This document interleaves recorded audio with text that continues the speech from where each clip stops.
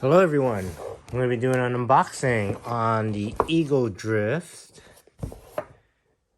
4035HS 520 kV. This is actually a scale motor, but I'm going to be using it in like F3C type of setup on a 700.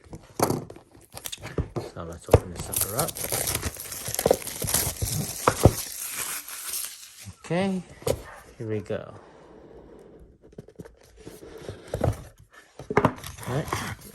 Nice stickers, certificate of authenticity, silica gel, do not eat. Okay, we got some bullets here, very nice. And then we got some hardware to mount it. All right, not a huge motor, it's tall, but look at that design.